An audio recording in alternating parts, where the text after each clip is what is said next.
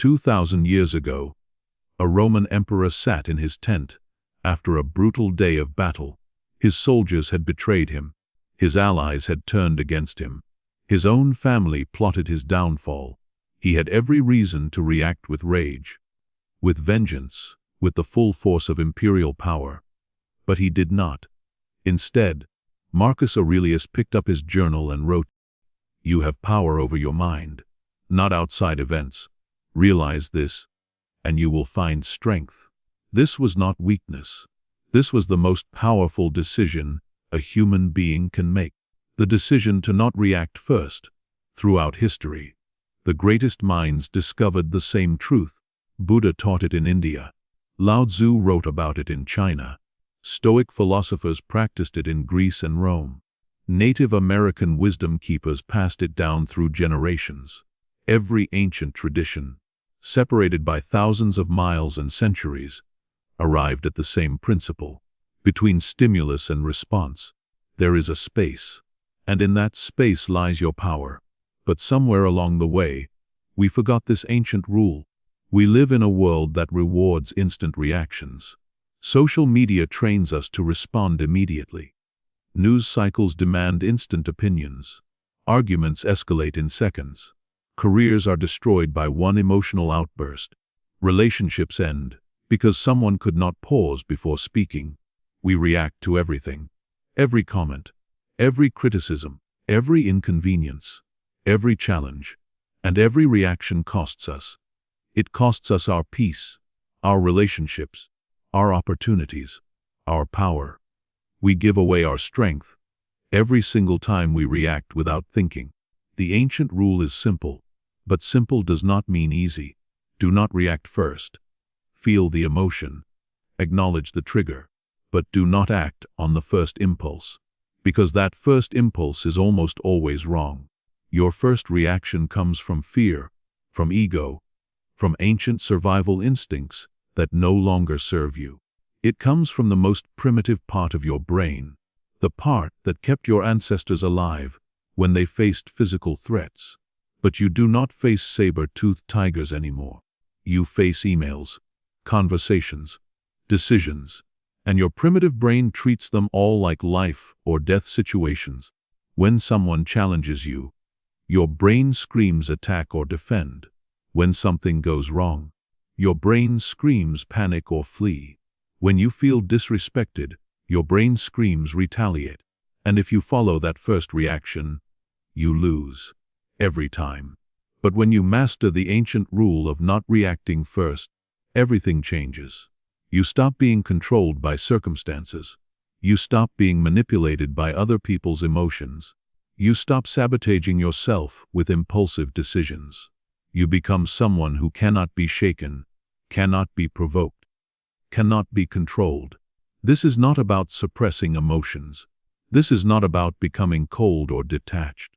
This is about creating space between what happens to you and how you respond. This is about choosing your response instead of being hijacked by your reaction. In the next 90 minutes, you will learn exactly how to master this ancient rule. You will understand why your brain reacts the way it does and how to interrupt that pattern. You will discover practical techniques used by Stoic philosophers, Buddhist monks, and modern neuroscientists.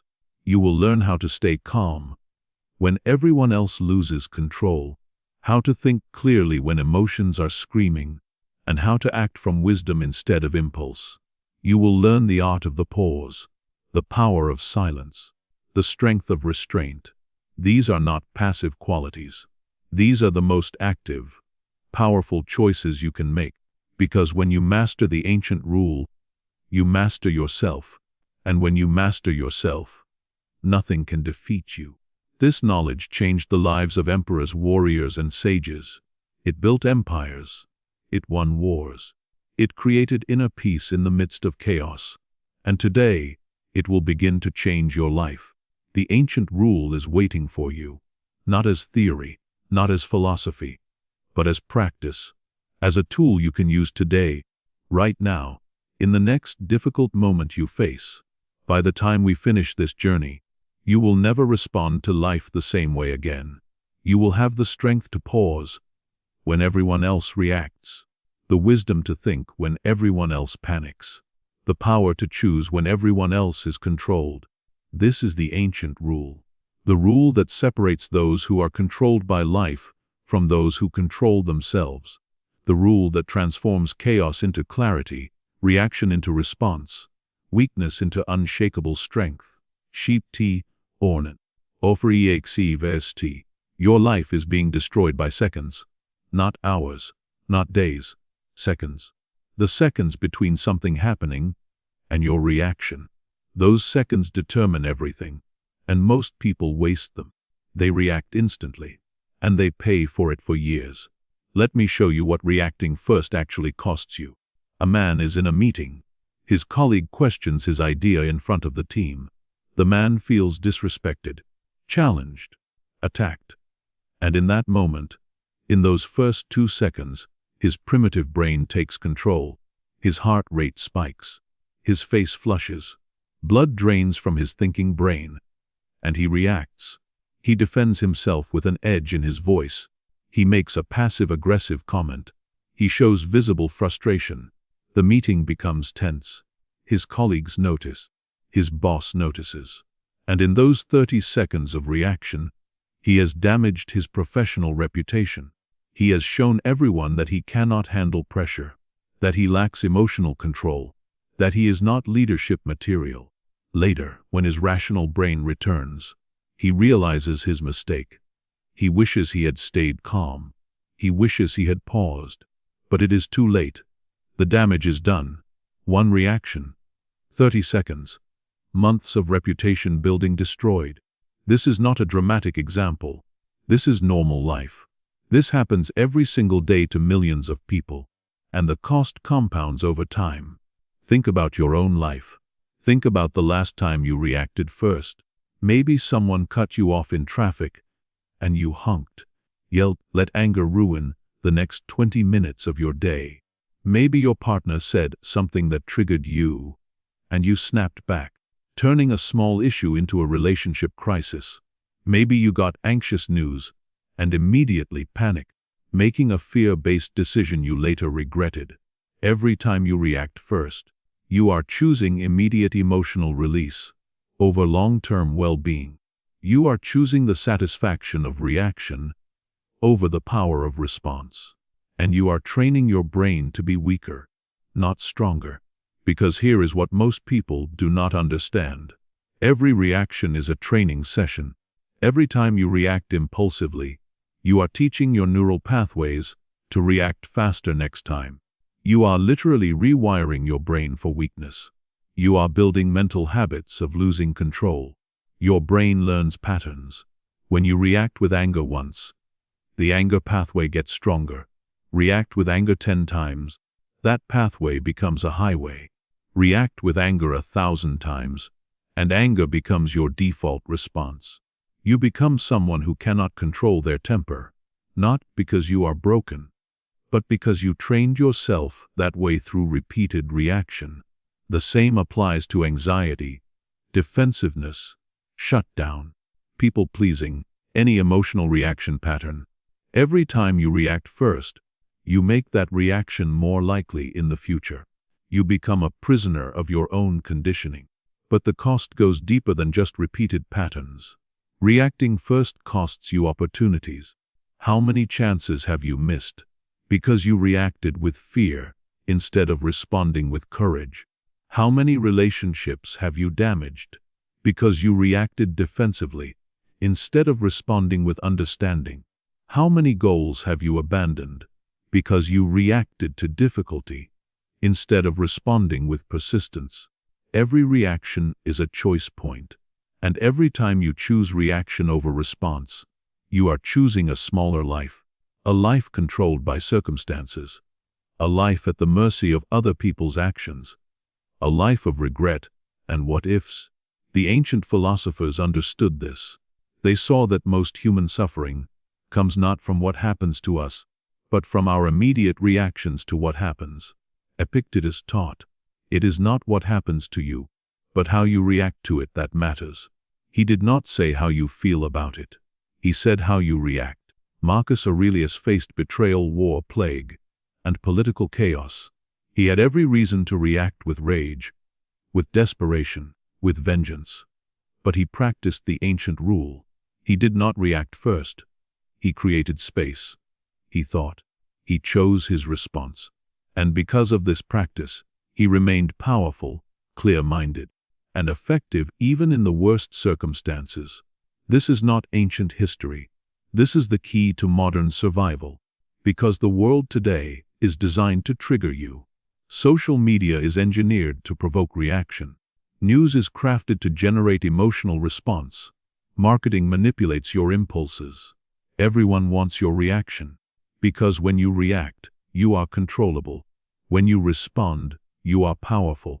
Think about how many times today alone you have been triggered. How many times your emotions spiked. How many times you felt the urge to react immediately. Text messages, headlines, comments, traffic, work stress, family dynamics. The triggers are endless. And if you react to all of them, you are just a puppet. Your strings are being pulled constantly. And you are dancing without realizing you have no control. But here is the liberating truth. You can break this pattern. You can stop reacting first. You can reclaim those critical seconds between stimulus and response. And when you do, everything changes. When you stop reacting first, you stop giving your power away. You stop being controlled by circumstances. You stop regretting your words and actions. You stop training your brain for weakness. You start building strength, real strength, the kind that cannot be shaken. This is not about being perfect. You will still get triggered. You will still feel strong emotions, but you will learn to pause, to create space, to choose. And that choice is the difference between someone who is controlled by life and someone who controls themselves. The cost of reacting first is too high. It costs you your peace, your relationships, your opportunities, your power, your future. Every reaction is expensive, and you have been paying that price your entire life. But starting today, you practice the ancient rule. You do not react first. You pause. You think. You choose. And in those seconds of pause, you reclaim your power. This is where your transformation begins. Not with grand gestures, not with perfect control, but with the simple practice of not reacting first, of creating space, of choosing response over reaction. This is the foundation of everything else you will learn. This is the ancient rule that changes everything. The cost of reacting first has been too high for too long. Is time to stop paying. CTAPRTWO, THPBOBROFTEPAS. There is a weapon that no one can take from you. A power that exists in the smallest moment. A strength that lives in silence. It is the pause. And it is the most underestimated force in human existence. The pause is the space between stimulus and response. It is the gap between what happens and what you do about it. Most people never discover this space. They go straight from trigger to reaction, from event to emotion, from stimulus to chaos. They live their entire lives without ever finding the pause. But when you discover it, when you learn to access it, everything changes. Because in the pause lives your freedom. The ancient Stoics called this prosochi, attention, presence, the ability to catch yourself before you react. Buddhist monks call it mindfulness, the witnessing consciousness that observes without immediately acting. Neuroscientists call it metacognition, the ability to think about your thinking. Whatever you call it, it is the same power. The power to interrupt the automatic reaction pattern, the power to create space, the power to choose. Here is how the pause works in real life. Something happens. Someone criticizes you. Your immediate impulse is to defend yourself, to argue, to attack back. That impulse arises in milliseconds. Your heart races, your muscles tense, your mind generates defensive statements. Your body is ready to react, but then you pause. Just for 3 seconds. You do not act on the impulse. You do not speak the defensive words forming in your mind. You simply pause. And in that pause, something remarkable happens. Your prefrontal cortex, the rational thinking part of your brain, has time to engage. Blood flow that was redirected to your amygdala, the emotional reactive part, begins to return to your thinking brain. The overwhelming urge to react starts to diminish, and you begin to see options you could not see before. In the pause, you can ask, is this worth reacting to? What outcome do I actually want here? What would my wisest self do in this moment? How will I feel about this reaction tomorrow? These questions are impossible when you are in pure reaction mode, but in the pause, they become accessible. And these questions change everything. The pause is not hesitation. It is not weakness. It is not cowardice. The pause is strategic. It is intelligent. It is powerful, because the pause gives you back control. Think about the greatest moments of strength you have witnessed.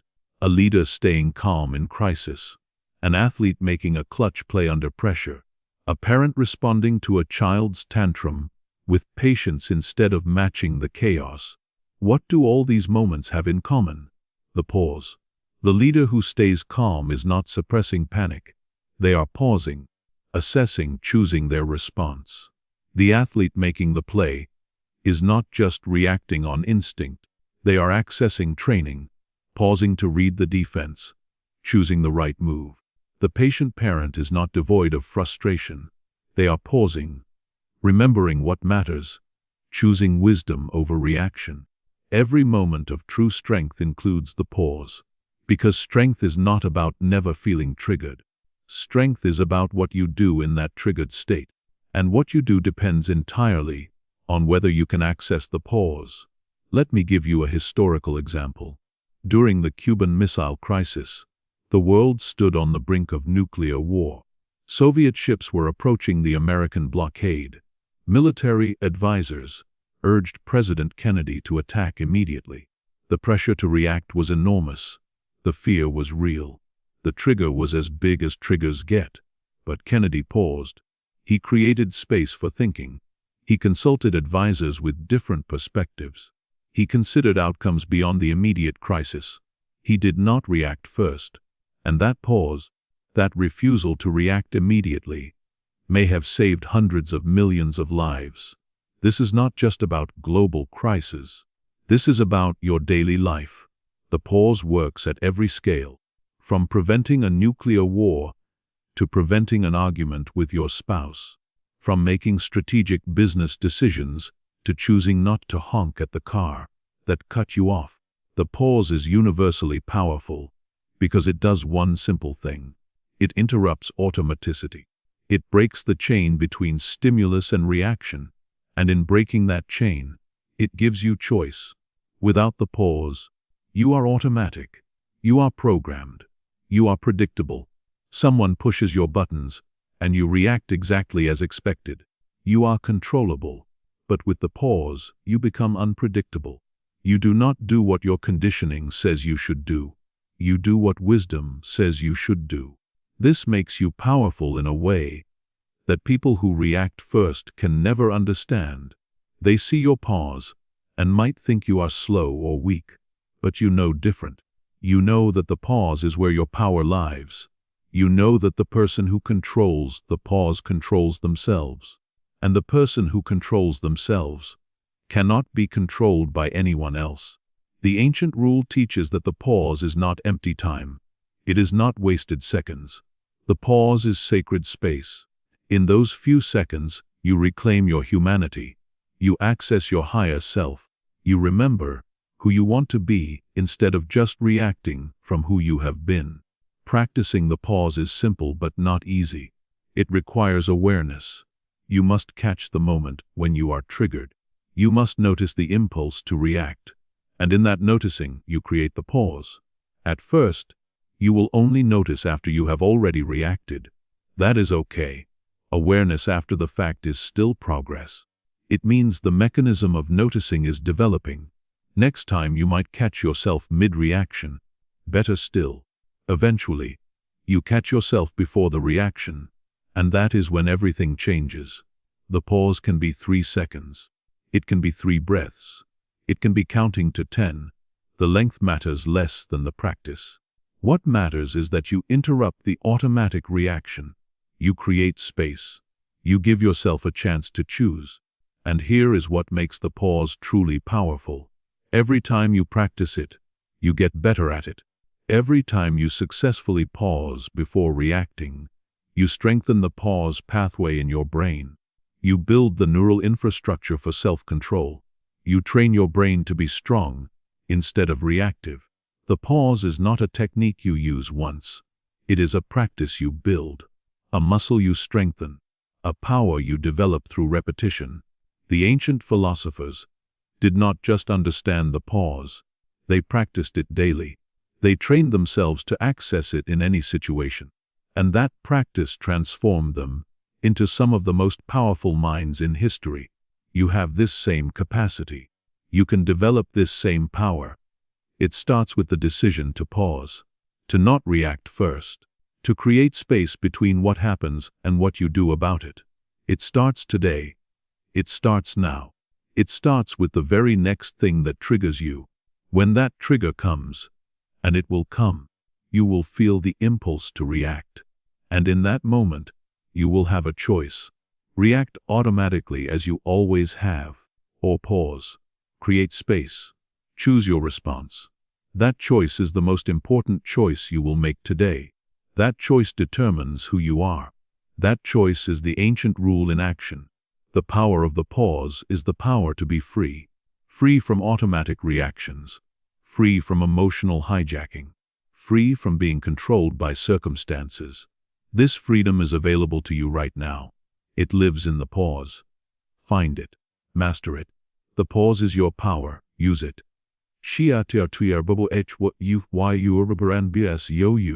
Your brain is not your friend.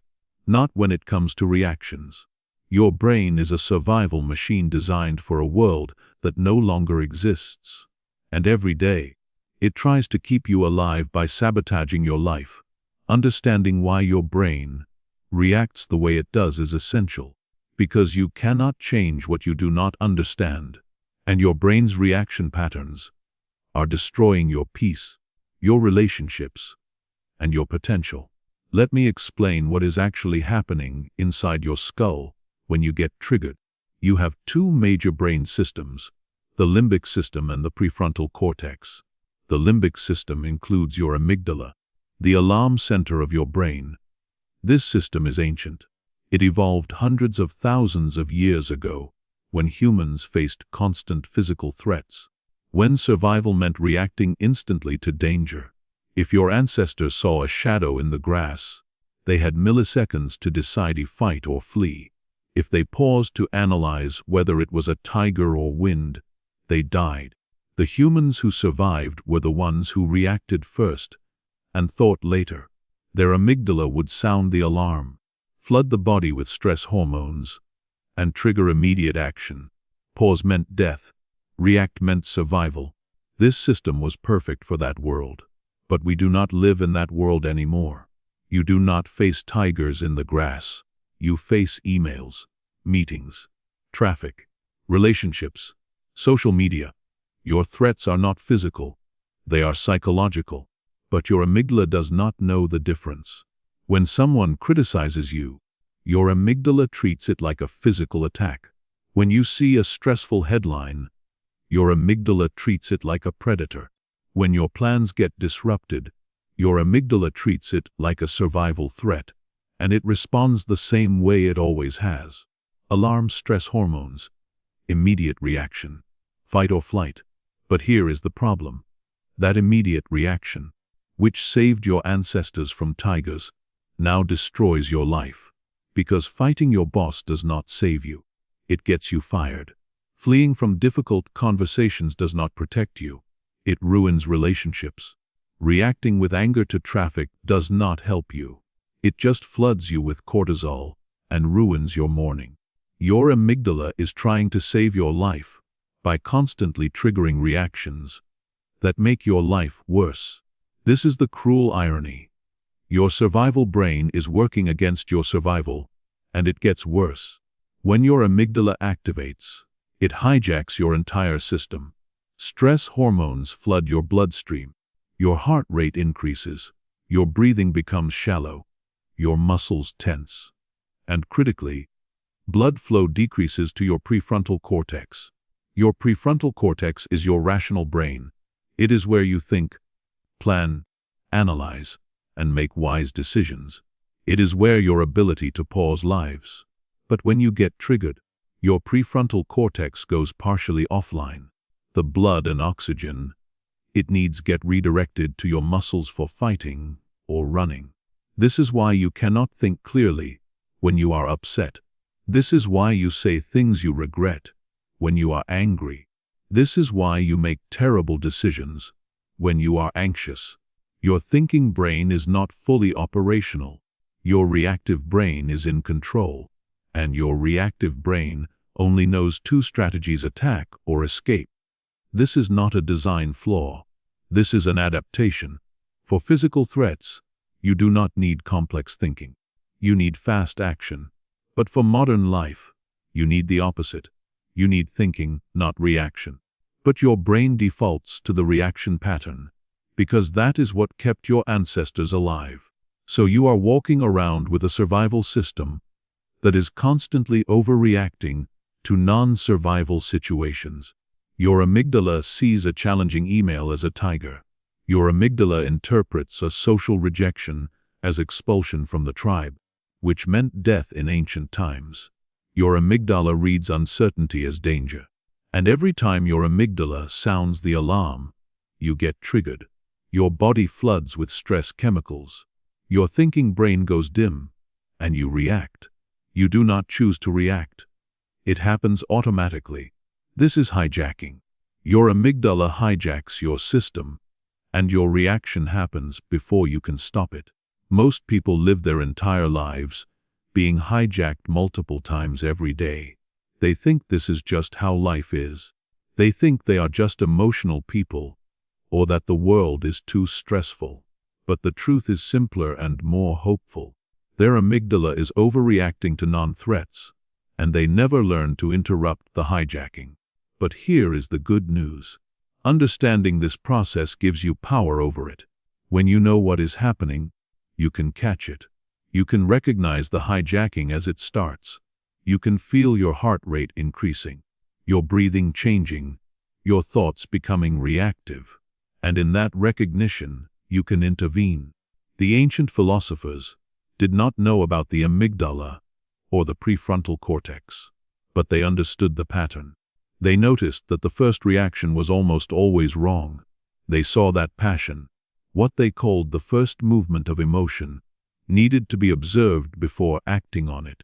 They developed practices to create space between trigger and response. What they discovered through observation, neuroscience now confirms through research. The first reaction is biological. It is automatic. It is the amygdala doing its job. But you are not obligated to follow that first reaction. You can notice it, acknowledge it, and then choose a different response. This is not suppression. Suppression means pushing the emotion down, pretending it is not there. That does not work. The emotion just builds pressure and explodes later. What we are talking about is recognition and redirection. You recognize the amygdala activation. You acknowledge the emotion, but you do not let it control your behavior. You do this by understanding that the emotion is just your body's alarm system. It is information, not instruction. Your anxiety is not telling you the truth about the future. It is telling you that your amygdala perceives uncertainty as threat. Your anger is not telling you that someone deserves punishment. It is telling you that your amygdala perceives disrespect as danger. When you understand this, you can talk to your own brain. You can say, "Thank you, amygdala, for trying to protect me. But this is not a physical threat. I am safe. I do not need to fight or flee. I can think. I can choose. I can respond wisely."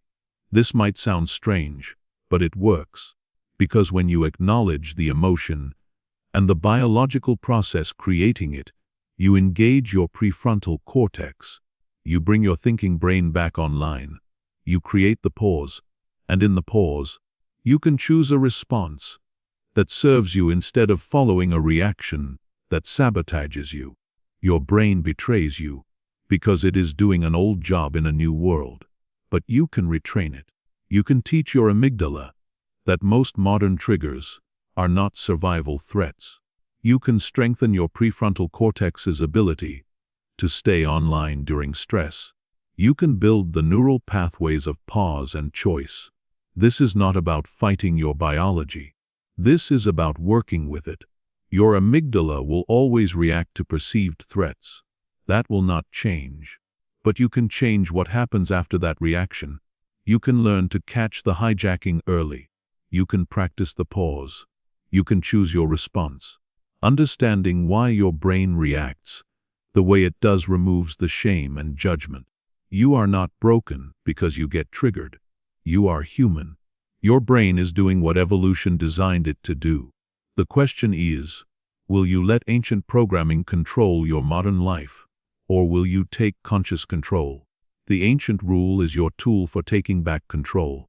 When you understand your brain's betrayal, you can forgive it and redirect it. You can work with your biology instead of being enslaved by it. You can become someone who feels all the emotions, but is controlled by none of them. Your brain will always try to react first, but you do not have to follow. You have the power to pause, to think, to choose. That power makes you human in the fullest sense. That power makes you free. Te stoi respos from or. The Stoics were not philosophers in the modern sense. They were practitioners. They were men and women who faced real challenges, real pain, real chaos. And they developed a framework for responding to life that has survived 2,000 years because it works. The Stoic response framework is not theory. It is a practical tool you can use right now, today, in the next difficult moment you face. It has 3 parts. And when you master these 3 parts, you become unshakable. The first part is the dichotomy of control. This is the foundation of Stoic wisdom. Epictetus taught it at the very beginning of his teachings. There are things you control and things you do not control. Most of your suffering comes from trying to control what you cannot control, while neglecting what you can control. What can you control? Your thought, your actions, your responses, your effort, your character, your choices. That is it. That is the complete list. Everything else is outside your control. You cannot control what other people think about you. You cannot control the weather. You cannot control the economy. You cannot control whether you get sick. You cannot control traffic. You cannot control other people's actions. You cannot control the past. You cannot control most of what happens to you. But you can control how you respond to all of it. And your response is where your power lies. Most people spend their lives suffering over things they cannot control. They are anxious about what might happen. They are angry about what did happen. They are frustrated that things are not going as planned. They are trying to control outcomes, other people, circumstances, and they are exhausted because you cannot control what you cannot control. And trying to do so is the definition of insanity. The Stoic response framework says, stop trying to control what you cannot control. Instead, put all your energy into what you can control, your response. And when you shift your focus this way, suffering decreases and power increases. Let me give you an example. You lose your job. This is outside your control. It happened. You cannot change it. You have 2 options. Option 1. You can react with panic, anger, despair. You can spend weeks being bitter about how unfair it is. You can spiral into anxiety about the future. Option 2. You can acknowledge that losing the job is outside your control, but your response is within your control. Option 1 is normal. It is how most people respond, and it leads to suffering, wasted time, and poor decisions made from panic. Option 2 is Stoic. You accept what you cannot control. You do not waste energy fighting reality. Instead, you immediately focus on what you can control, updating your resume, reaching out to your network, planning your next move, your response. This is not about being emotionless. You can feel disappointed about losing your job, but you do not let that disappointment control your actions. You feel it, acknowledge it, and then you focus on what you can control, your response. And that response determines your future. The second part of the Stoic framework is premeditatio malorum, the premeditation of evils. This sounds dark, but it is liberating. The Stoics practiced imagining worst-case scenarios in advance, not to be pessimistic, but to be prepared. When you have already imagined and accepted the worst that could happen, you remove its power to trigger you. You have already processed it mentally. So when challenges arise, you are not shocked. You are not thrown into reactive panic. You expected difficulty. You prepared for it. And you can respond calmly. Marcus Aurelius practiced this every morning. He would imagine all the difficult people and situations he might encounter that day, rude individuals, betrayals, setbacks, and he would prepare his mind. I will encounter these things. And when I do, I will remember that I cannot control them. I can only control my response. I will remain calm. I will choose wisdom. This practice does not create anxiety. It prevents it. Because anxiety comes from being surprised by difficulty. When you have already accepted that difficulty is normal, expected, even inevitable, you do not panic when it arrives. You simply respond. You execute your preparation. You can use this practice before any challenging situation. Before a difficult conversation, imagine it going poorly. Imagine the person getting angry, being unreasonable, attacking you, and decide in advance, I will not react. I will pause. I will respond calmly. I will remember what I can control and what I cannot control. Then when the conversation actually happens, even if it goes as poorly as you imagined, you are not thrown. You already prepared for this. You stay in control. You execute your plan. And often, because you stay calm while they are reactive, the situation resolves better than expected. The third part of the framework is amor fati, love of fate. This is the most advanced Stoic practice. It means not just accepting what happens, but embracing it. Finding the opportunity in every challenge, the growth in every difficulty, the lesson in every setback. Amor fati says, whatever happens was meant to happen for me to learn, to grow, to become stronger. Every obstacle is an opportunity to practice virtue. Every difficulty is a chance to demonstrate character. Every challenge is training. This reframes everything. When you practice amor fati, nothing can defeat you. Because you see everything as serving your development, you lose your job. This is an opportunity to discover a better path, to develop resilience, to prove your resourcefulness. Someone betrays you. This is a chance to practice forgiveness, to learn discernment, to strengthen your independence. This is not toxic positivity. This is not pretending everything is great when it is not. This is choosing to extract value from every experience. This is refusing to be a victim of circumstances. This is deciding that you will use everything that happens as fuel for growth. When you combine these three practices, you become powerful in a way that is hard to shake. You focus only on what you control. You prepare for difficulty in advance. And you embrace everything that happens as opportunity. This is the Stoic response framework. Let me show you how this works in a real situation. Imagine someone you respect criticizes you publicly. This triggers shame, anger, defensiveness. Your first impulse is to react, to defend yourself, to attack back, to shut down. But you have the Stoic framework. First, dichotomy of control. Can you control that they criticized you? No, it already happened. Can you control what other people think about you after hearing the criticism? No, that is outside your control. What can you control? Your response. How you handle this situation. whether you let it destroy you or make you stronger. Second, premeditatio malorum. If you had practiced this, you would have already imagined facing criticism. You would have decided in advance, when this happens, I will pause. I will not react defensively. I will consider if there is truth in the criticism. I will respond with dignity. So when it actually happens, you execute that plan. You do not have to figure out what to do in the heat of the moment. You already know. Third, amor fati. You embrace this criticism as opportunity. This is a chance to practice emotional control. This is feedback that might contain wisdom. This is training for handling future criticism with grace. This moment is not happening to you. It is happening for you, to make you stronger. With this framework, the criticism does not destroy you.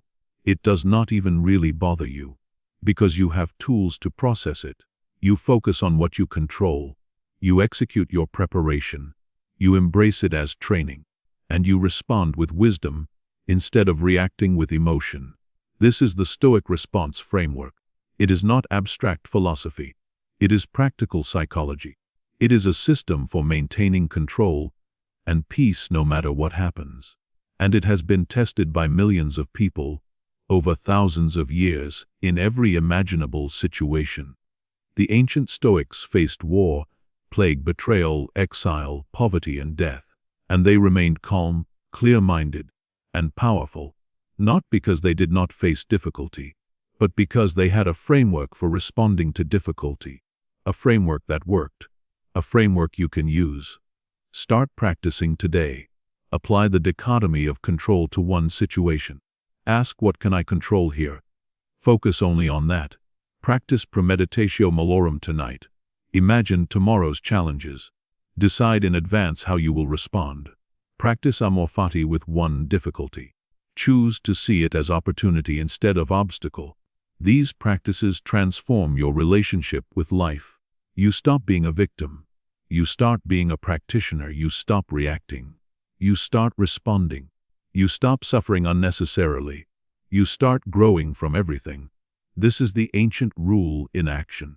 This is how you live it. This is how you become someone who cannot be shaken. The Stoic response framework is your tool.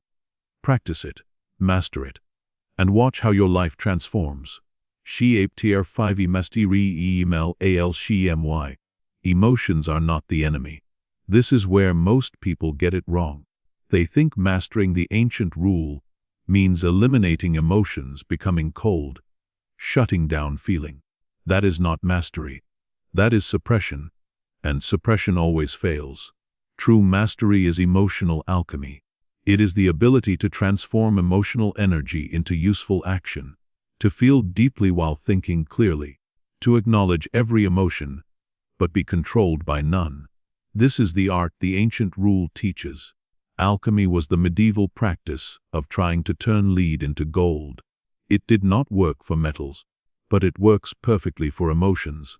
You can take the heavy, toxic energy of anger, anxiety, shame, or fear and transform it into the gold of clarity, power, motivation, and wisdom. Here is how emotional alchemy works. Every emotion is energy. Anger is energy. Fear is energy. Anxiety is energy. Sadness is energy. This energy is not good or bad. It is neutral. What matters is what you do with it. Most people let emotional energy control them, scatter them, destroy them. But you can learn to channel it, direct it. Think of emotions like electricity. Electricity is not good or bad. It just is. If you stick your finger in a socket, electricity will harm you. But if you channel electricity through proper wiring, it powers your entire home. Same energy, different outcome.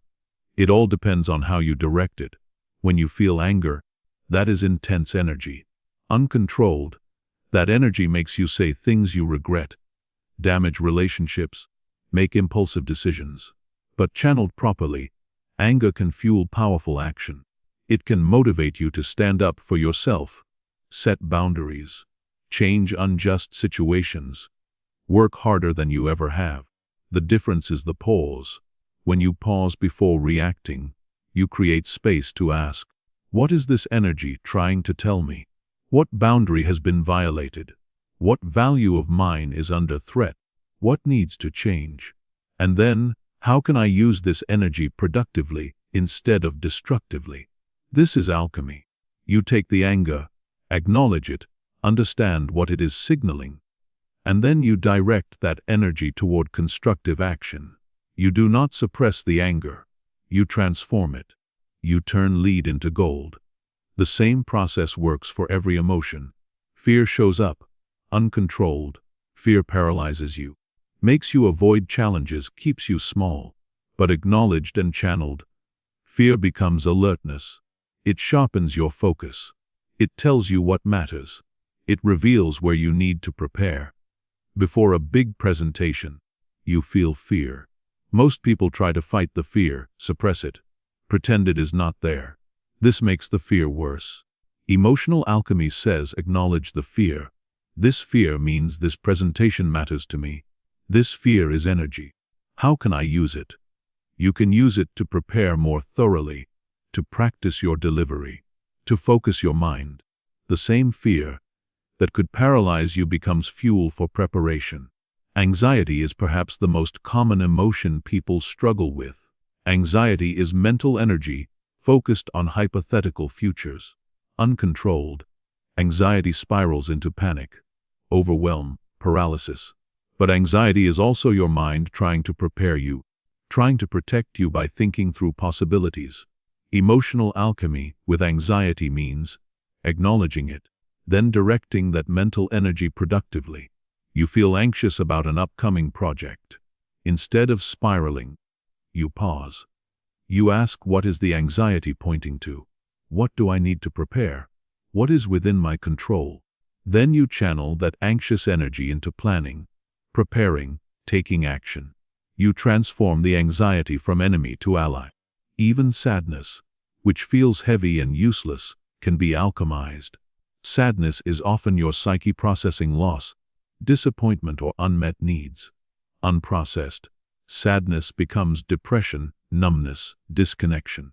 But honored and understood, sadness can become depth, empathy, wisdom. Sadness connects you to what truly matters. It shows you what you value. It deepens your humanity. When you lose someone or something important, sadness is appropriate. Emotional alchemy does not mean you bypass the sadness. It means you let yourself feel it fully, understand what it is teaching you, and then you let it transform you. You emerge from sadness with greater appreciation for what remains, with deeper empathy for others in pain, with wisdom about what matters most. This is the alchemical process. Feel the emotion. Do not run from it or suppress it. Acknowledge it fully. Then ask, what is this emotion telling me? What does it reveal about my values, needs, boundaries, fears? And finally, how can I use this energy productively? What action can I take that honors this emotion while serving my highest goals? This process requires the pause. Without the pause, you move straight from emotion to reaction. The anger makes you lash out. The fear makes you freeze. The anxiety makes you spiral. The sadness makes you shut down. But with the pause, you can interrupt the automatic pattern. You can engage the alchemical process. The ancient philosophers practiced this.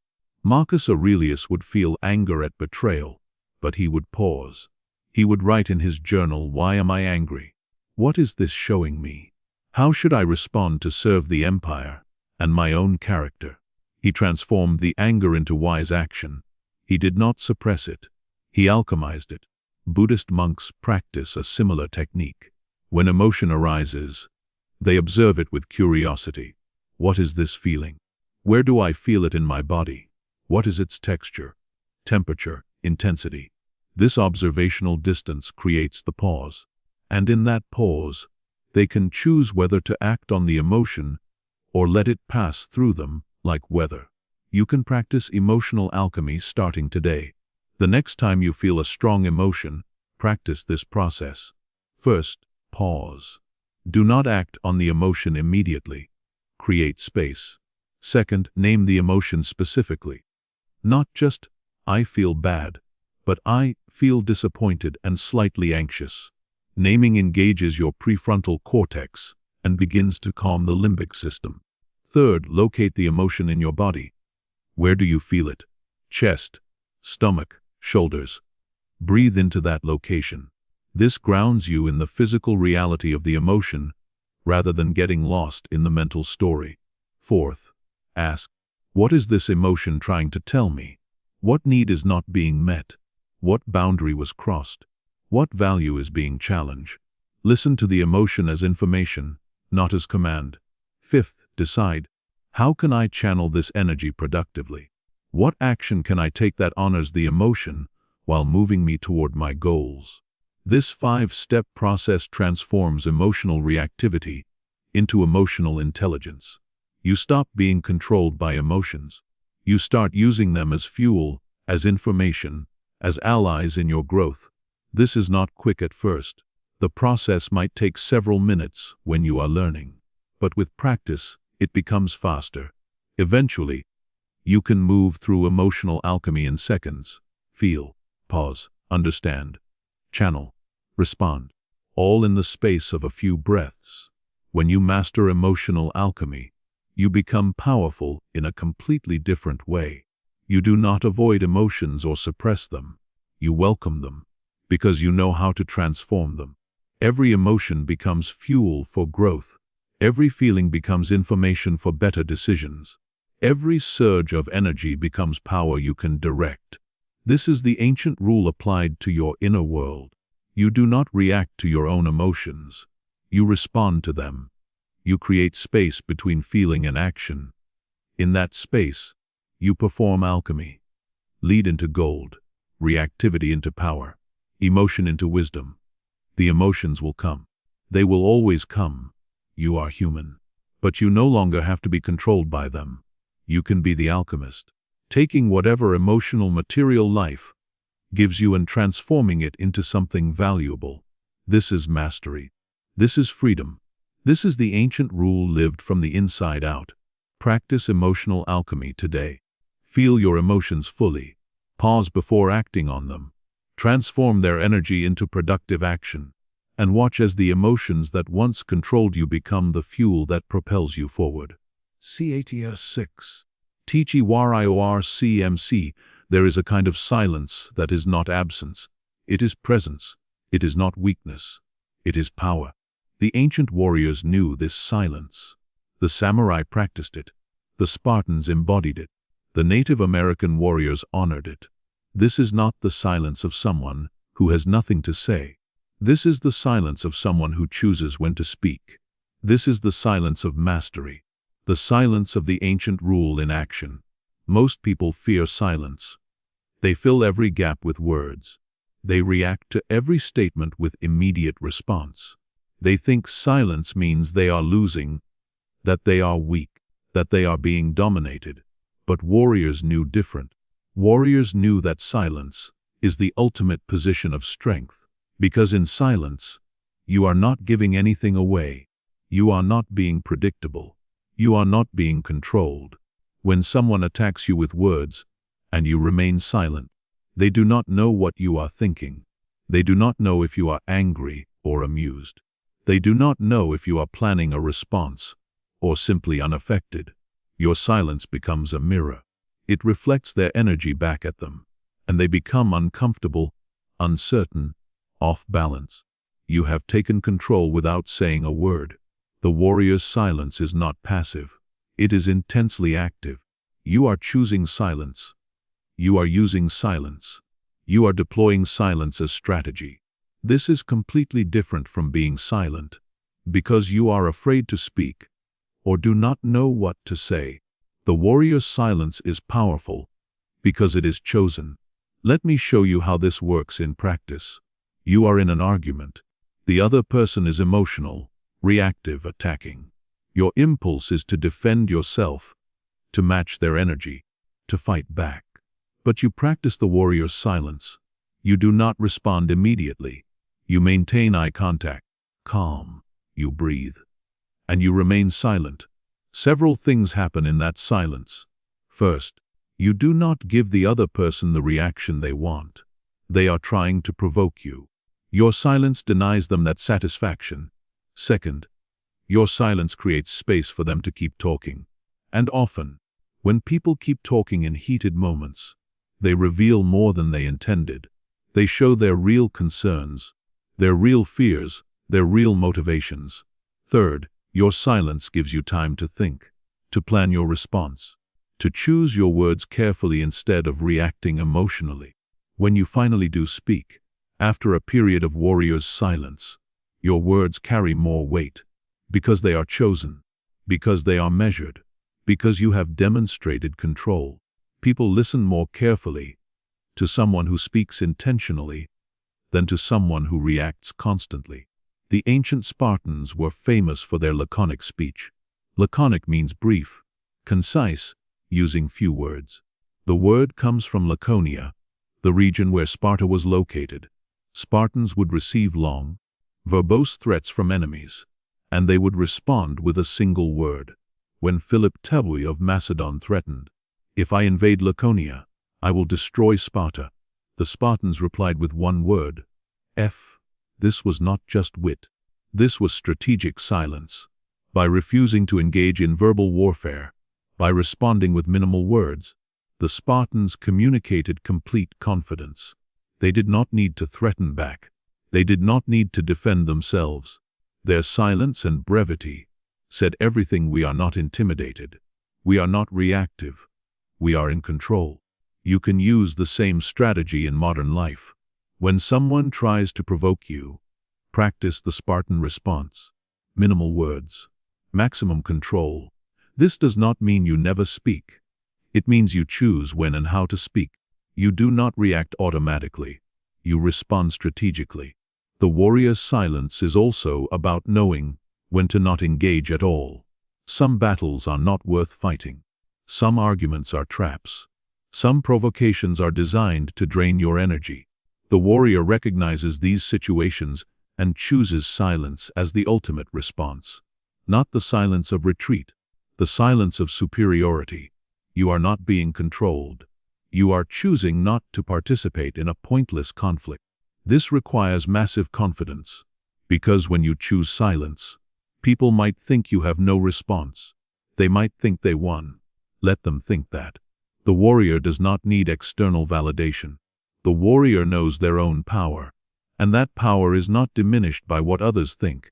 In fact, the warrior's power grows in silence, because they are not wasting energy on pointless battles. Think about the people you respect most, the people who truly command authority. Notice how they speak. They do not talk constantly. They are comfortable with silence. When they do speak, people listen because their words are rare and chosen. This is the warrior's silence in leadership. This is power. Now think about people who talk constantly, who react to everything, who always need to have the last word. Do they command respect? Or do they seem insecure, needy, controllable? The person who always reacts is the person who is easily manipulated. Say the right thing, and you get a predictable response.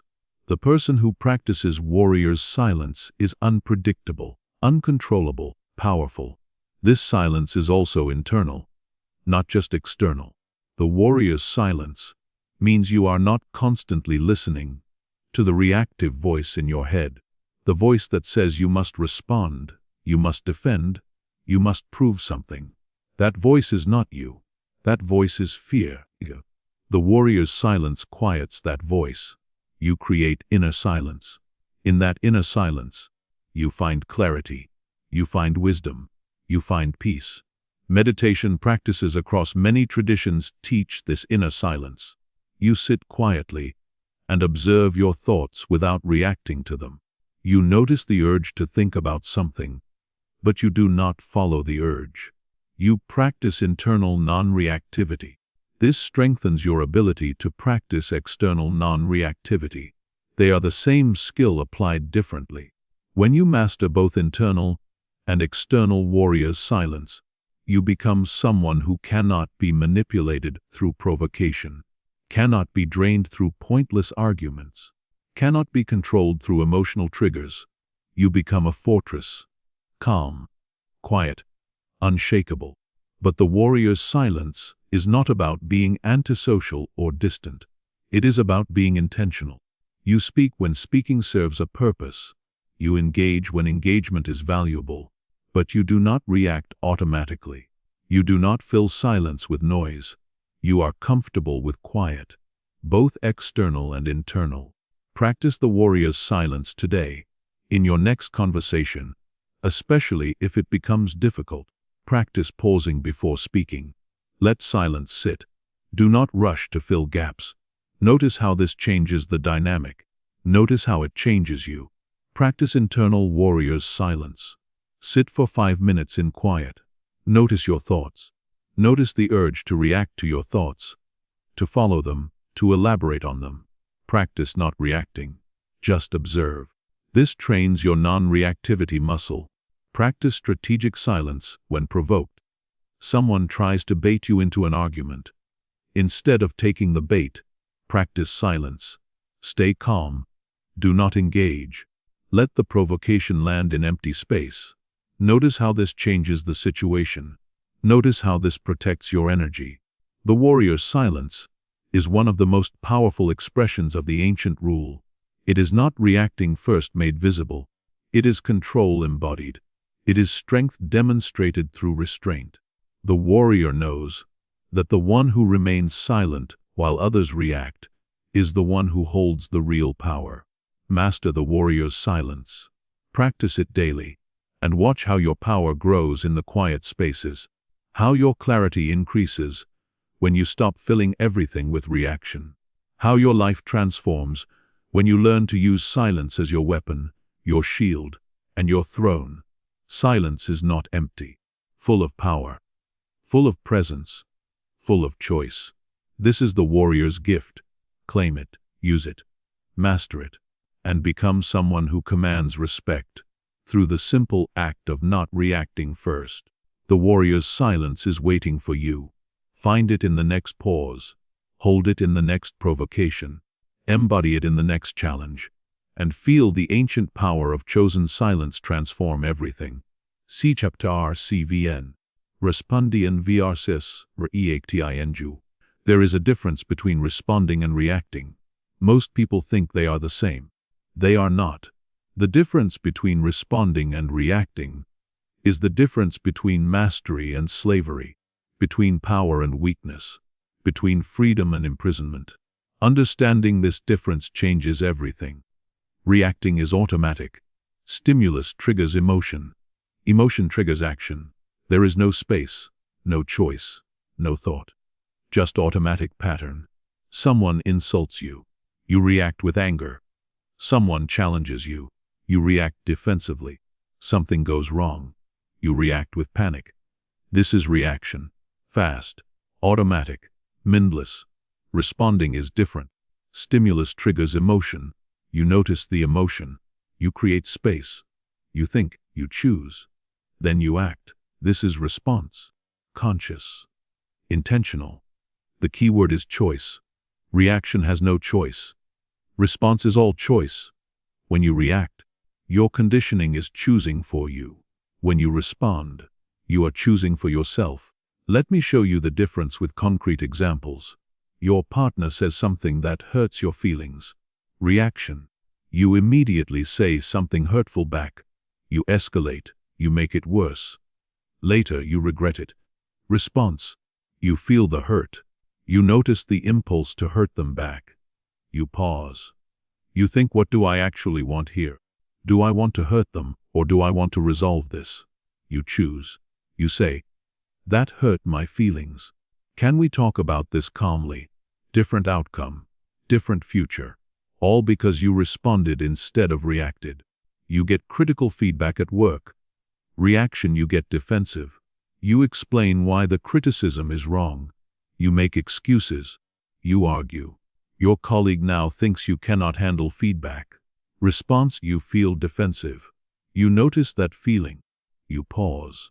You think, is there truth in this feedback? Can I learn from this? You choose. You say, thank you for the feedback. Let me think about this and get back to you. Same feedback. Different response. You just demonstrated maturity and openness. You just improved your professional reputation. You are stuck in traffic. You are going to be late. Reaction, you get angry. You honk. You curse. You tailgate. You flood yourself with cortisol. You arrive to your meeting stressed and angry. Response, you notice the anger rising. You pause. You think, I cannot control the traffic. I can control my response. I can call ahead to explain I will be late. I can use this time to prepare mentally for the meeting. I can breathe and stay calm. You choose. Same situation. Different experience. You arrive late but composed instead of late and frazzled. See the pattern.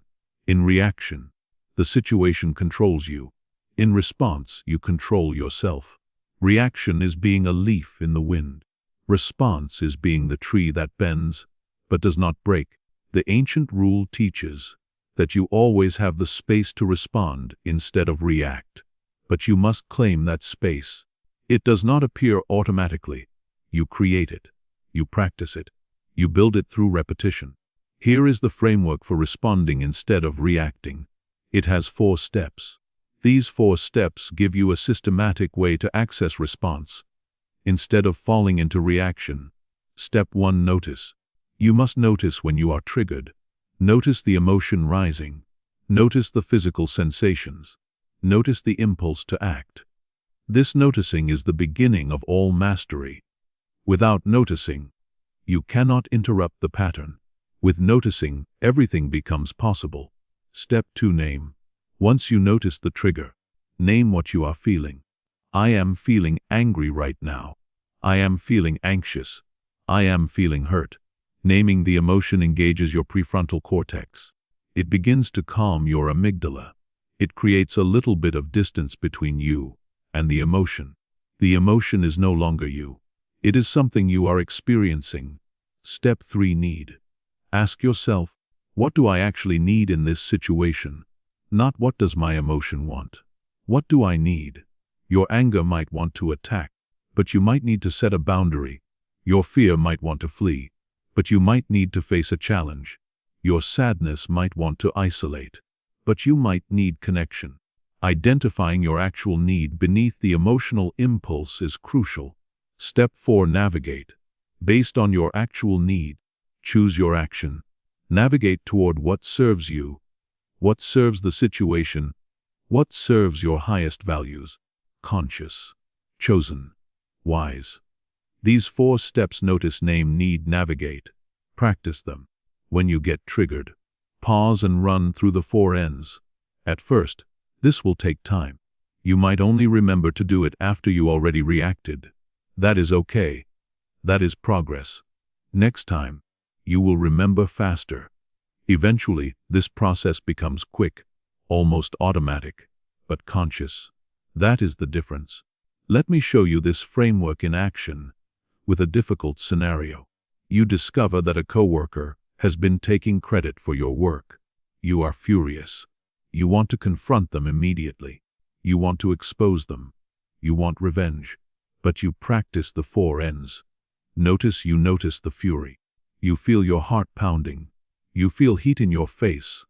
You recognize you are triggered. Name. I am feeling betrayed and enraged. You name it specifically.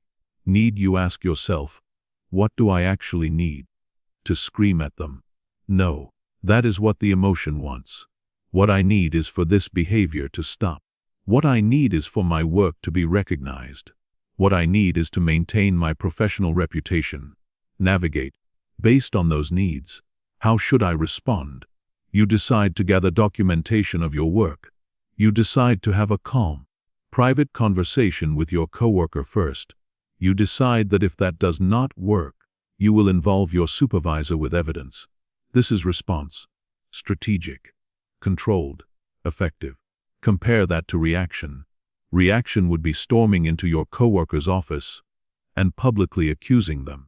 Reaction would create drama, make you look unstable, possibly damage your own reputation. Response protects you while addressing the problem. This is the power of responding versus reacting. Response leads to better outcomes. Response protects your relationships. Response protects your health. Response serves your long-term goals. Reaction does none of these things. But here is what makes this difficult. Reaction feels good in the moment. There is a release when you react, a satisfaction, an emotional discharge. Response requires discipline. It requires you to feel the emotion without acting on it immediately. This is uncomfortable. Your system wants the release, but you deny it that release in service of a better outcome. Over time, as you practice responding instead of reacting, something changes. Response starts to feel better than reaction, because you start to see the results. Your relationships improve, your career advances, your health gets better, your self-respect grows, and you realize that the temporary satisfaction of reaction is nothing compared to the lasting satisfaction of response. The ancient philosophers practiced this distinction constantly. They would encounter provocations, difficulties, challenges, and they would practice response. Marcus Aurelius dealt with betrayal, war, plague. He could have reacted with fury, desperation, cruelty. Instead, he responded with strategy, wisdom, compassion. His meditations are full of him coaching himself to respond rather than react. Do not let the force of an impression, when it first hit you, knock you off your feet. Say to it, "Hold on a moment. Let me see who you are and what you represent." This is responding. Holding the impression, examining it, choosing the response, not being knocked off your feet by the first impact. You can practice this today, this week, this month. Every time you get triggered, you have an opportunity to choose response over reaction. At first, you will fail often. You will react. But each time you notice that you reacted, you are building the noticing muscle. Next time, you might catch yourself mid-reaction. Better. Eventually, you will catch yourself before reacting. And that is when you become powerful. Responding versus reacting is not just a technique. It is a way of life. It is a statement about who you are. Reactive people are controlled by circumstances. Responsive people control themselves. Reactive people are victims. Responsive people are agents. Reactive people regret their actions. Responsive people stand behind their choices. Which person do you want to be? The ancient rule makes this choice clear. You do not react first. You respond consciously. Every time, in every situation. This is mastery. This is freedom. This is power. Practice responding today. Notice your triggers. Name your emotions. Identify your needs. Navigate toward wise action. Do this once today, and you are one step closer to mastery. Do it every day for a month, and you are transformed. Do it for a year, and you are unrecognizable. You have become someone who responds to life, instead of reacting to it. The power of response is available to you right now, in the next challenging moment, in the next trigger, in the next opportunity to choose. Respond, do not react, and watch how everything changes. Shape TRAGHT. TRAEG. You cannot eliminate triggers. Life will always have moments that provoke emotion, but you can train how you respond to those triggers. You can transform your relationship with the things that used to hijack you. This is not about becoming emotionless. This is about becoming trigger-proof. This is about mastering your reactions so completely that nothing can throw you off center. Training your triggers is like training your body. When you start exercising, you are weak. Simple tasks are difficult, but with consistent practice, you get stronger. The same weight that once challenged you becomes easy. Your capacity increases. Your resilience builds. Training triggers works the same way. Right now, certain things trigger you easily. A particular tone of voice, a specific criticism, certain situations. These triggers hijack you because you have not trained them. But with practice, with systematic exposure and conscious response, you can build trigger immunity. The same thing that used to throw you into reaction barely registers. Let me explain how trigger training works. It has 3 phases. Phase 1 is identification. You must identify your specific triggers. Most people have not done this consciously. They just know they get triggered sometimes. But they have not mapped out the specific patterns. What exactly triggers you? Be specific. Is it feeling disrespected? What does disrespect look like for you? Someone interrupting you. Someone questioning your competence. Someone ignoring your input. Get specific. Is it feeling uncertain? What creates uncertainty? Changes in plans. Lack of information. Unclear expectations. Is it feeling judged? How does that manifest? Someone raising an eyebrow. Someone giving feedback. Someone laughing at the wrong moment. Make a list of your top triggers. The situations, words, tones, or circumstances that reliably provoke strong reactions from you. Write them down. Be honest. This is your trigger map. This is what you are training. Phase 2 is exposure. Once you know your triggers, you systematically expose yourself to them in controlled ways. This is like exposure therapy in psychology. You face your fears in manageable doses to build resilience. If criticism triggers you, practice receiving criticism. Ask for feedback intentionally. Start with low-stakes criticism about small things. Practice staying calm. Practice the pause. Practice responding instead of reacting. Gradually increase the difficulty. Eventually, even harsh criticism in public settings does not hijack you. You have trained that trigger. If uncertainty triggers anxiety, practice tolerating uncertainty. Make small decisions without having all information.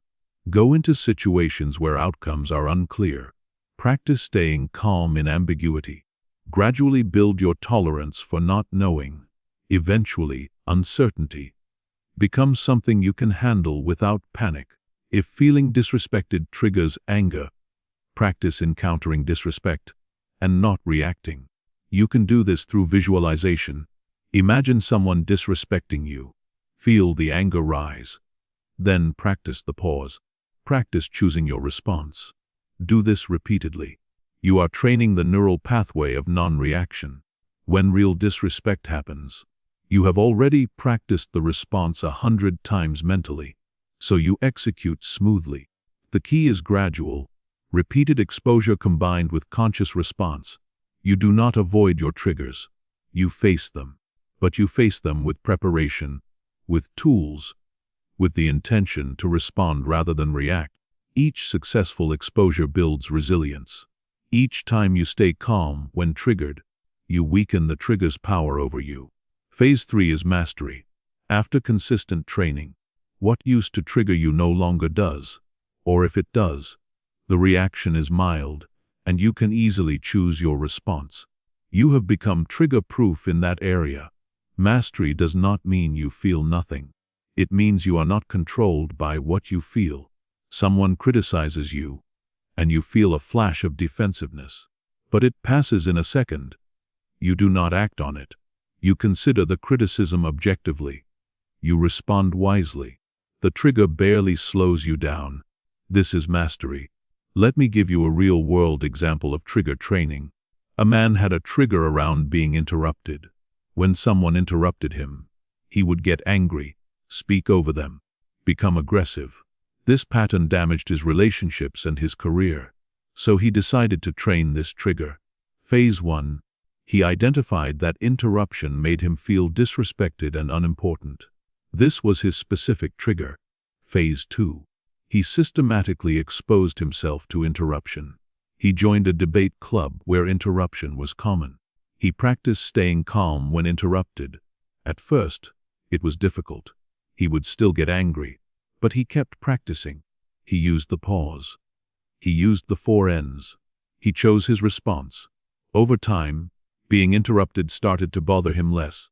Phase 3. After 6 months, interruption no longer triggered anger. He could be interrupted and simply wait calmly to speak, or even appreciate the other person's enthusiasm. He had mastered that trigger.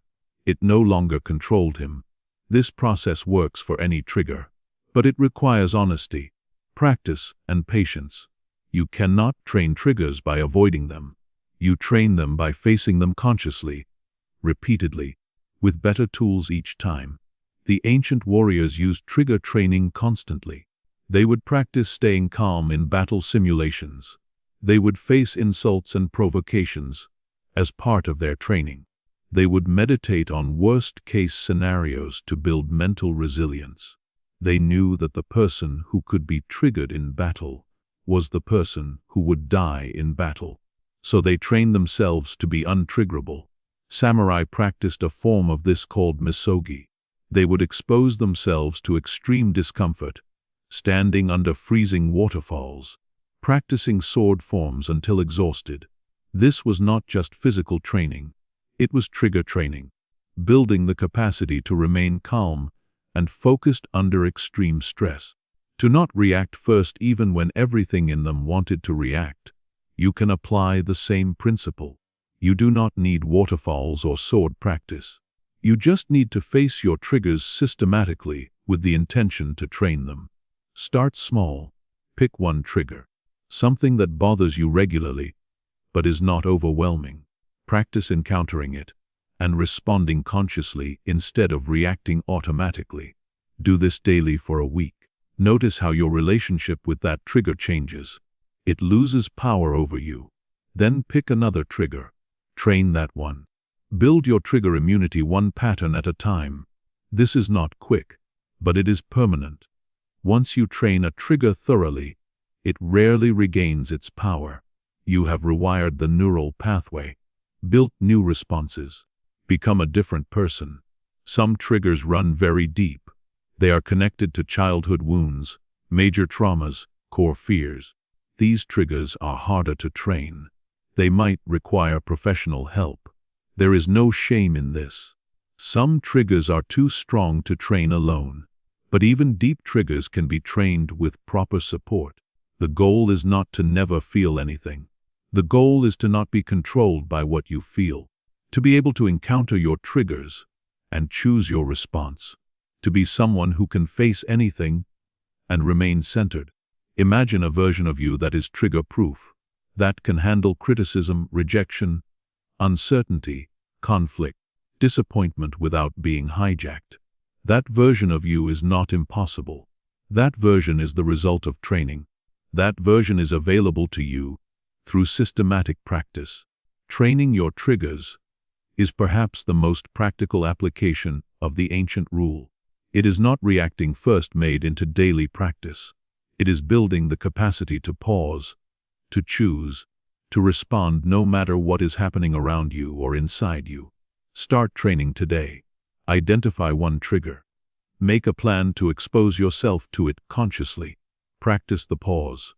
Practice the response. Do this repeatedly, and watch as the trigger that used to control you becomes something you barely notice. This is growth. This is mastery. This is freedom. The triggers will always be there. Life guarantees challenges, but you can train yourself to be unshakable in the face of those challenges. You can become trigger-proof, and when you do, you become truly powerful, not because nothing bothers you, but because you are not controlled by what bothers you. This is the ancient rule embodied. This is mastery in action. Train your triggers, build your immunity, become unshakable, and live with the freedom that comes from knowing that nothing can hijack you anymore. The power is in the training. Now, knowledge without application is worthless. You can understand the ancient rule perfectly and still be controlled by reactions if you do not live it. Living the ancient rule is not something you do once. It is something you practice daily, hourly, in every challenging moment.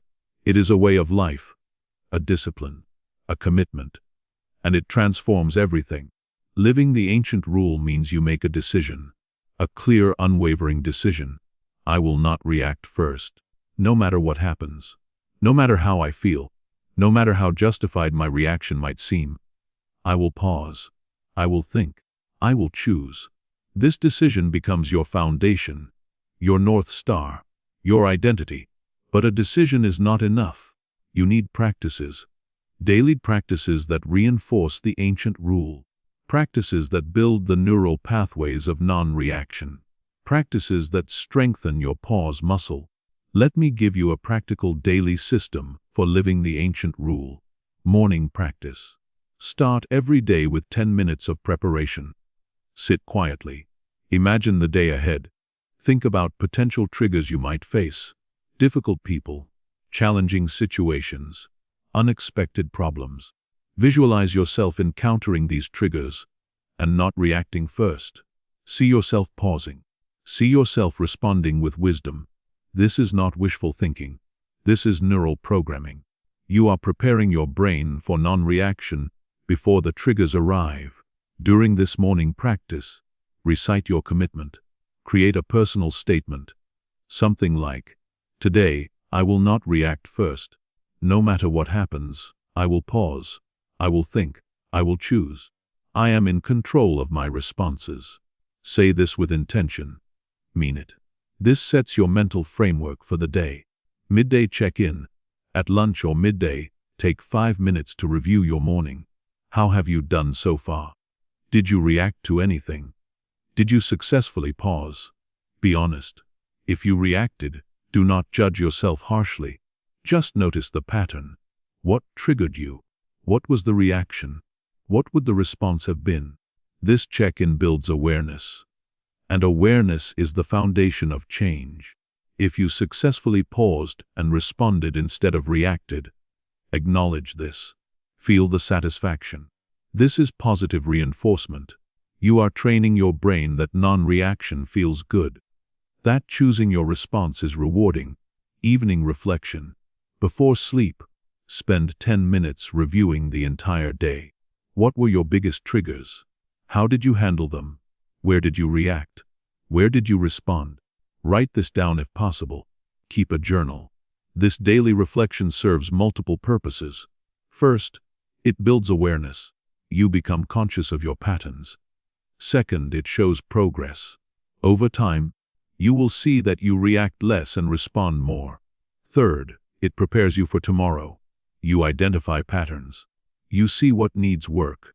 You prepare strategies. In your evening reflection, also practice self-compassion. You will not be perfect. You will react sometimes. This is human. Do not use the ancient rule as a weapon against yourself. Use it as a tool for growth. Be patient with yourself, while also committed to improvement. These 3 practices, morning preparation, midday check-in, and evening reflection, create a container for living the ancient rule. They bookend your day with intentionality. They keep you conscious of your commitment. They build the habit of non-reaction. But living the ancient rule is not just about formal practices. It is about moment-to-moment choices throughout the day. Every trigger is a test. Every challenge is an opportunity. Every difficult moment is practice. When someone cuts you off in traffic, you practice. When your boss gives harsh feedback, you practice. When your plans fall apart, you practice. When you feel overwhelmed, you practice. When someone provokes you, you practice. Every single trigger is a training session, and you show up for every training session with the same commitment. I will not react first. Living the ancient rule also means you change your relationship with discomfort. Most people avoid discomfort. They arrange their lives to minimize triggers. But living the ancient rule means you sometimes seek discomfort. You face challenges intentionally, because you know that facing triggers is how you build strength. This does not mean you should seek out toxic people or dangerous situations. It means you do not run from difficulty. When a hard conversation needs to happen, you have it.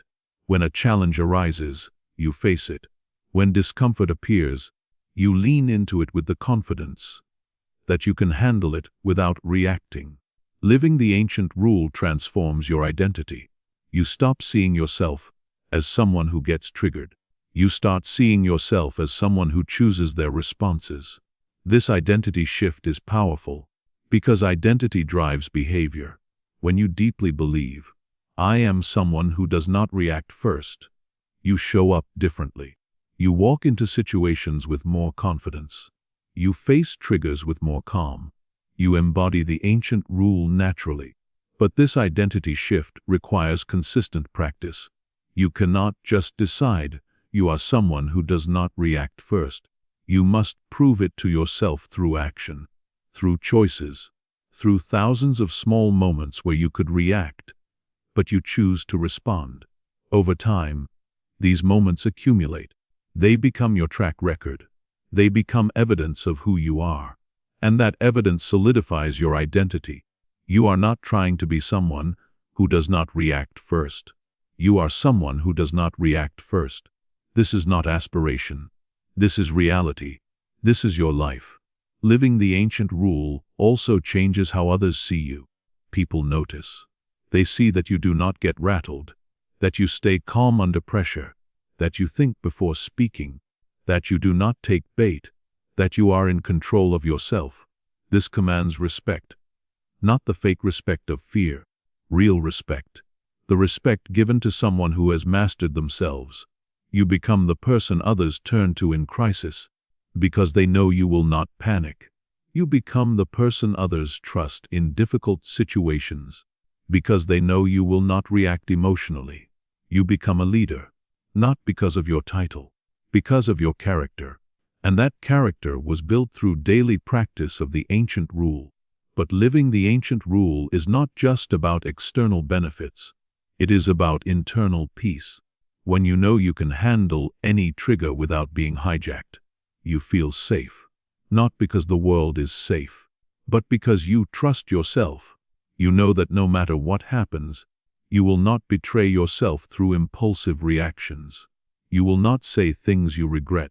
You will not destroy what matters through emotional outbursts. You will respond with wisdom.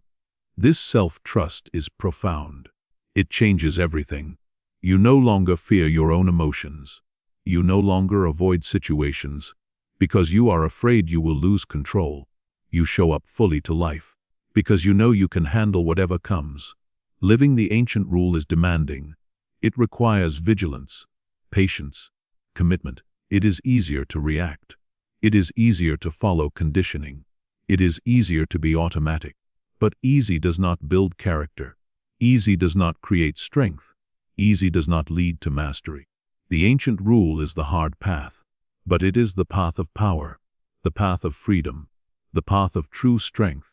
And once you commit to this path, once you start living it daily, you discover something remarkable. It gets easier. Not because triggers stop coming, but because you get stronger. Your pause muscle develops. Your response capacity grows. What once required immense effort becomes more natural, but never completely automatic. You must always remain conscious, always present, always choosing. This is not a burden. This is awakeness. This is living with full awareness and full agency. This is being human in the deepest sense. Start living the ancient rule today.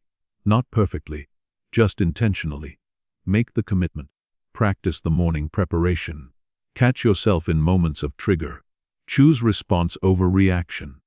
Reflect in the evening. Do this tomorrow. And the day after. And the day after that. Build the life of someone who does not react first. Build the identity of someone in control. Build the reality of mastery. This is not a distant goal. This is a daily practice. This is a way of life. And it is available to you right now. Live the ancient rule. Make it real through action. And watch as everything transforms. Your relationships, your career, your health, your peace, your power. Everything changes when you stop reacting first and start choosing every response. The ancient rule is not something you study. It is something you live. Starting now. Starting with the next trigger. Starting with the decision to pause, to think, to choose. This is your practice. This is your path. This is your power. Live it. Chep tr tenen thultupuar. We have reached the end of this journey. But really, we have reached the beginning. Because everything you have learned is just preparation. The real work begins now. In your life. In your moments. In your choices. The ancient rule is not something you master in 90 minutes. It is something you practice for a lifetime. And that practice gives you the ultimate power, the power over yourself. This is the power that the ancient philosophers sought. This is the power that warriors trained for. This is the power that sages embodied. Not power over others, not power over circumstances, power over the one thing you actually can control: yourself, your reactions, your choices, your responses.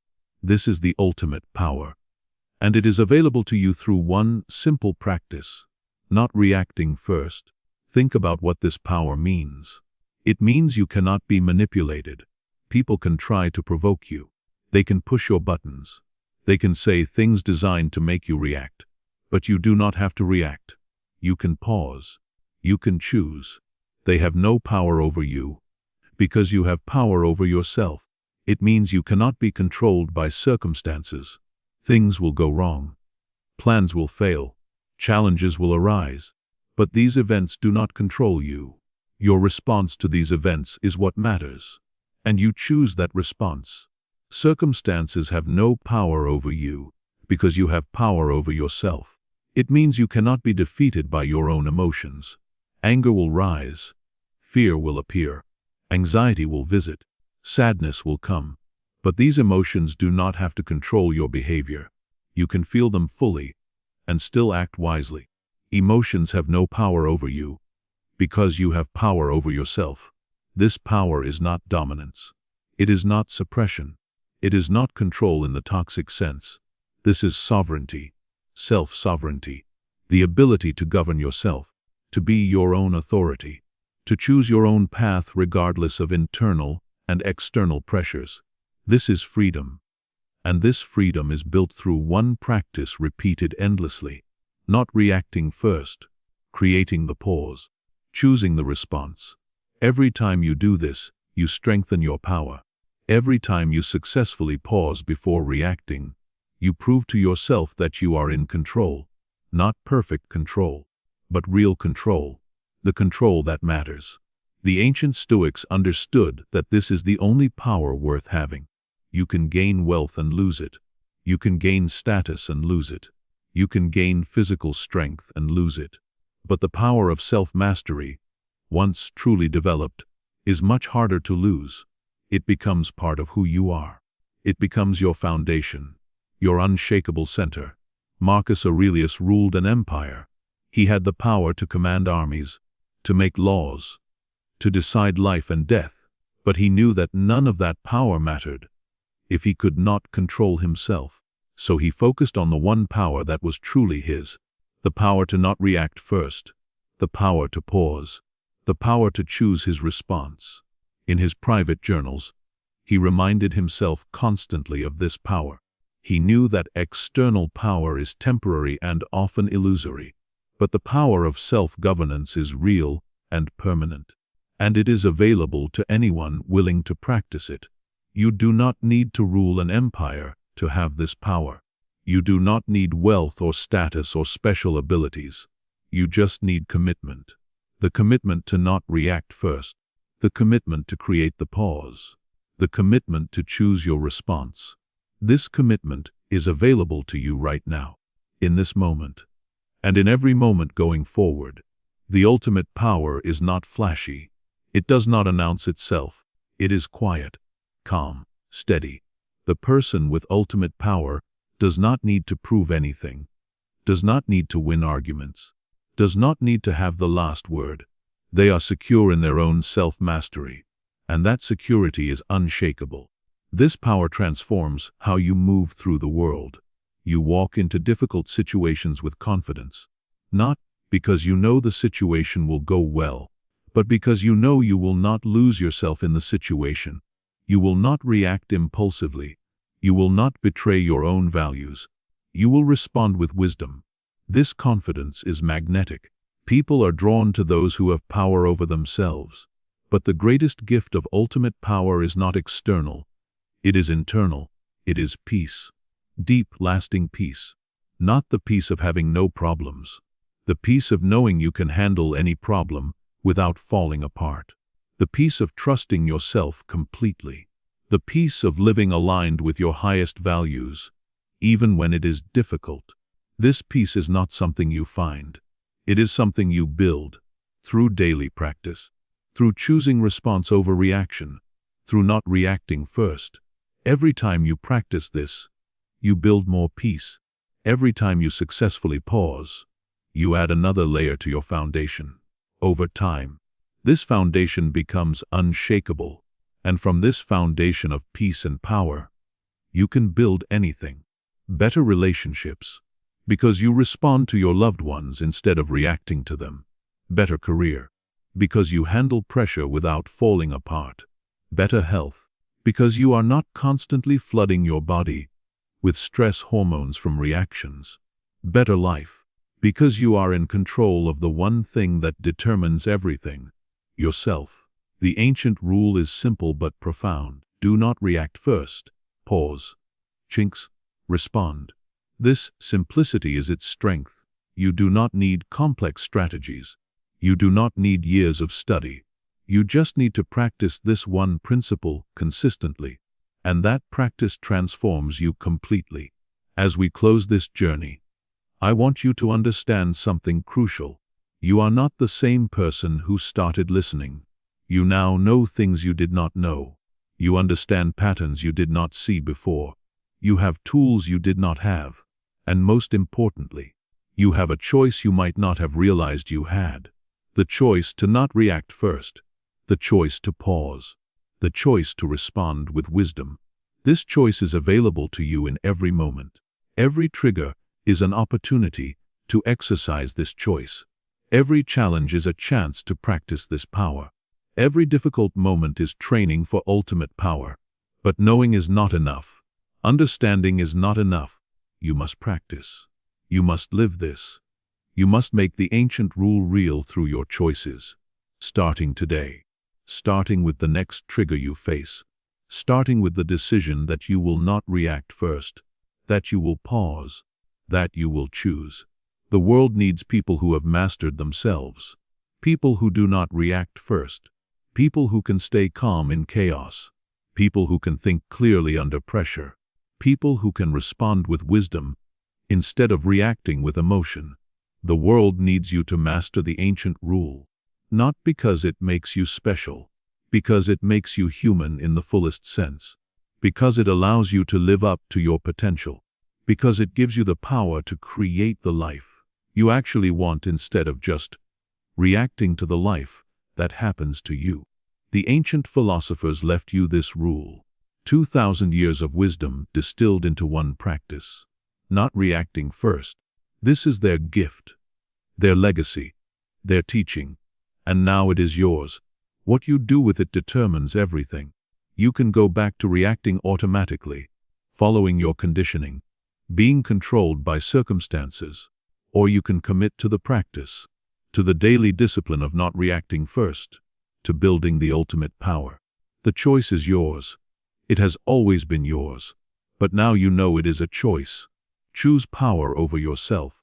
Choose response over reaction. Choose wisdom over impulse. Choose the ancient rule, and watch as your life transforms, as your relationships heal, as your career advances, as your peace deepens, as your power grows. This is not the end. This is the beginning of your practice, the beginning of your mastery, the beginning of your freedom.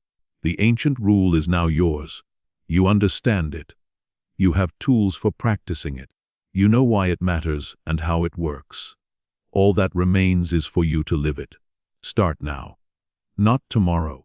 Not when you feel ready. Now. The next time you get triggered, pause. Do not react first. Feel the emotion. Acknowledge it. Then choose your response. Do this once and you are on the path. Do this 1,000 times and you are transformed. Do this for a lifetime, and you have achieved ultimate power. The ancient rule is waiting for you. Not in books, not in philosophy, in your life, in your moments, in your choices. The rule is simple. Not reacting first. The power is ultimate. Power over yourself, and it is yours for the taking. Take it. Practice it. Live it. Master it. And become who you were always meant to be. Someone who cannot be controlled. someone who cannot be manipulated, someone who has mastered the ultimate power, power over themselves. This is the ancient rule. This is your power. This is your freedom. Use it. Starting now. Not reacting first, pausing, choosing, responding. This is your practice. This is your path. This is your transformation. The ancient rule lives in you now. Honor it through action, and discover the ultimate power that has always been yours.